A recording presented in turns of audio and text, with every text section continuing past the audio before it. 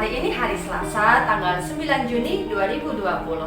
Hari ini kita sama-sama akan merenungkan sebuah tema, yaitu partisipasi dengan empati. Teman-teman, kira-kira teman-teman punya pengalaman nggak tinggal di desa dan di kota? Ada bedanya kan pasti? Nah, kalau tinggal di desa, teman-teman tahu itu kayaknya udaranya itu masih cukup segar ya teman-teman. Dan di sana itu nggak keburu-buru waktu, serta di sana itu kayaknya tenang-tenang aja. Tapi sebaliknya kalau kita tinggal di kota, teman-teman tahu lah ya gimana tinggal di kota.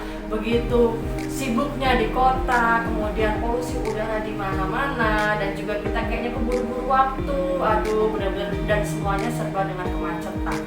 Dan rasanya kalau tinggal di kota itu kayaknya lebih stres ya ketimbang tinggal di desa. Teman-teman, sesungguhnya kita itu yang tinggal di kota itu kan stres ya. Dan teman-teman tahu nggak, hidup di dalam tekanan itu juga akan mengganggu kesehatan mental kita.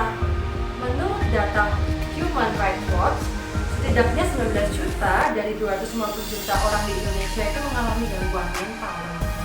Secara bercanda orang mengatakan Jakarta ini, yang tempat tinggal kita ini, adalah rumah sakit jiwa terbesar di Asia Tenggara. Hayo, jangan-jangan kita berada di dalamnya, sadar apa nggak sadar. Apalagi dalam kondisi di rumah aja ini, bener-bener rasanya stres banget ya teman-teman ya. Gak bisa ngapa-ngapain, bete, dan rasanya kita kayak cuma gitu-gitu aja. Apalagi kalau kita nggak mengisi dengan hiburan dan juga mengisi kegiatan positif. Ujung-ujungnya apa? Stres, teman-teman. Bagaimana sih cara kita menghadapi stres? Dan bagaimana cara kita menolong orang yang menghadapi tekanan? Ada dua cara teman-teman, dilihat dari sisinya, dari sisi teologis dan juga dari sisi psikologis teman-teman. Lalu siapa sih teman-teman yang bisa berpartisipasi untuk pemulihan tersebut? Kita semua bisa melakukannya, saya dan teman-teman berpartisipasi dengan empati sesuai dengan tema kita hari ini. Yaitu apa sih teman-teman? Artinya itu kita terus merasakan apa yang dialami oleh orang lain. Nah, teman-teman, supaya kita lebih jelas mengenai partisipasi dengan empati, yuk sama-sama kita buka Alkitab kita. Kita siapkan ya teman-teman. Kita buka dari kitab Ayub. Ayub pasal 2 ayat 11 sampai 13. Ayub 2 ayat 11 sampai dengan 13 kita baca sama-sama teman-teman. 1, 2, 3.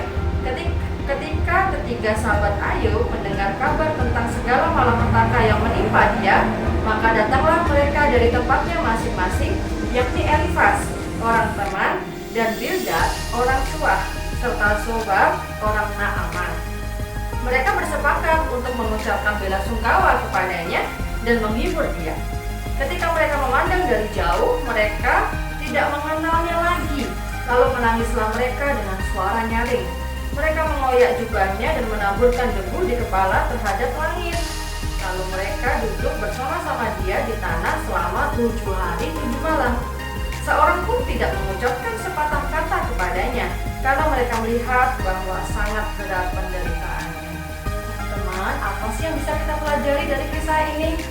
Kita lihat ternyata teman-teman Ayub itu mereka bisa menunjukkan sikap empatinya dengan cara hadir dalam keberadaan penderitaan yang dialami Ayub. Teman-teman tahu kan ya, Ayub begitu menderita loh. Dia benar-benar sudah tertimpa tulah penyakit, kemudian ditinggalkan oleh istrinya bahkan dan sebagainya. Kita lihat dia benar-benar menderita. Tetapi di sini dalam ungkapan umum yang sering kita dengar, mereka itu teman-teman Ayub tadi tertawa bersama dengan orang tertawa, dan juga mereka juga menangis bersama dengan orang yang menangis. Sejujurnya teman-teman, kita tuh nggak bisa loh menyembuhkan orang yang mengalami gangguan mental teman-teman. Tapi kita bisa mendampingi dan menyatakan empati kita. Itu sudah sangat membantu pemulihan teman-teman. Coba kita lihat teman-teman Ayub tadi teman-teman. Mereka menunjukkan keberadaan dalam penderitaan Ayub. Kita lihat ya teman-teman ya. Mereka mengucapkan belasungkawa kepada Ayub dan menghibur Ayub. Kemudian apa lagi? Mereka ikut menangis dengan suara nyaring. Bahkan mereka mengoyak jubahnya dan mereka menaburkan debu di kepala terhadap langit teman-teman. Begitu yang dilakukan oleh teman-teman Ayub. Juga teman-teman, mereka juga duduk bersama-sama di tanah selama tadi 7 hari 7 malam bersama dengan Ayub. dan mereka nggak mengucapkan sepatah kata pun, cuman diam aja, tapi merasakan apa yang dialami oleh Ayub. Nah, menyatakan empati dalam penderitaan teman adalah suatu bentuk pelayanan. Walau kita nggak mengucapkan sepatah kata pun begitu ya, tetapi dengan keheningan itu malah menjadi obat yang manjur dibandingkan kata-kata.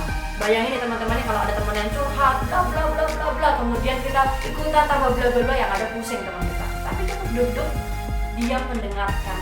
Bahkan mungkin ketika sudah selesai masa corona ini, cukup dengan memeluknya, rasanya itu sudah menjadi kekuatan bagi teman kita. Nah teman-teman, jadi pertama-tama mari kita usahakan teman-teman agar kita tetap sehat secara mental. Bisa ya, harus bisa. Dan yang kedua teman-teman, kita dapat menyatakan empati kita kepada teman yang mengalami tekanan, yang mengalami stres teman-teman. Caranya, dampingi mereka.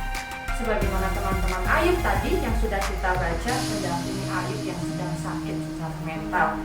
Pertanyaannya teman-teman, bisa nggak sih kita tetap bergembira di tengah penderitaan yang kita alami? Coba teman-teman searching di YouTube, dengarkan lagu It Is Well With My Soul. Coba cari sejarah lagu itu lagu yang sangat menyentuh teman-teman. Lagu itu mengajarkan kepada kita bahwa ketika pengharapan atau bahkan iman kita sudah gagal, Tuhan itu tetap setia karena Ia yang satu-satunya setia. Jadi teman-teman, ayo kita partisipasi untuk pemulihan dan nyatakan empati kepada teman kita. Kita hadir dan juga kita merasakan apa yang menjadi pergumulan teman. Saya yakin teman-teman pasti bisa bersama dengan Tuhan Yesus. Tuhan Yesus memberkati.